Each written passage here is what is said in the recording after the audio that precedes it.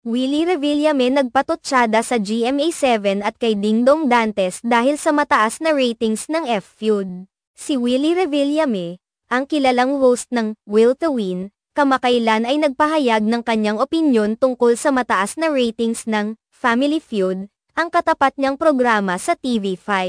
Pinuna niya ang pagkakaroon ng patutsada sa dating network, at tila ba may tinutukoy siya pati sa pagtatanggol kay Dingdong Dantes. Nagkaroon ng malaking reaksyon mula sa mga manonood at taga-suporta ang kanyang mga pahayag.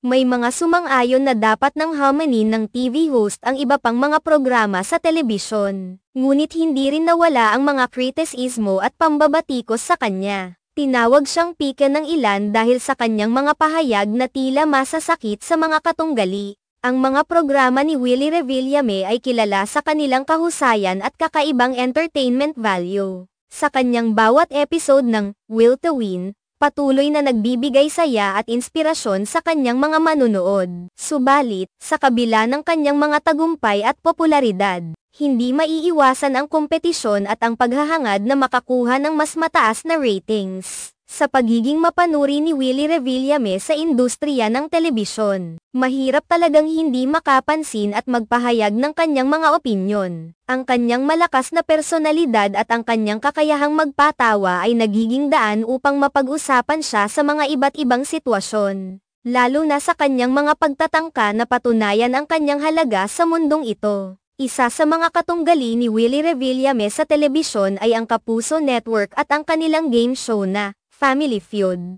Naging malaking hamon ito para sa kanya, lalo na at nakatutok ang mga manunood sa mga programa ngayon sa kasagsagan ng digital age. Sa bawat pagtatangka niyang mapanatili ang kanyang programa sa tuktok ng ratings, hindi naiiwasan ang pagkukumpara sa iba pang mga katapat na programa. Ang pahayag ni Willie Revillame tungkol sa mataas na ratings ng Family Feud ay hindi nagbigay lamang ng kuro-kuro sa kanyang kompetisyon kundi pati na rin sa kanyang personal na pananaw sa industriya ng telebisyon.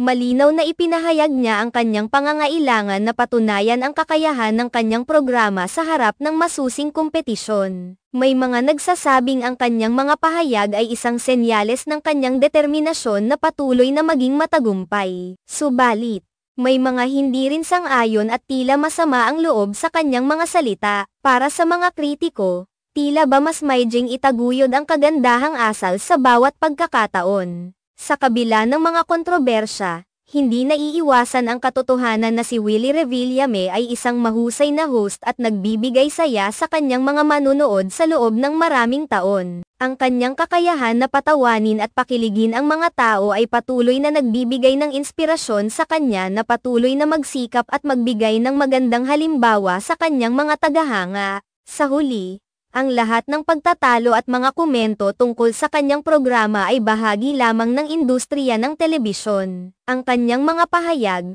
bagamat maaaring makaapekto sa iba, ay nagpapakita lamang ng kanyang dedikasyon at determinasyon na manatiling matagumpay sa larangan na kanyang pinasok at minahal.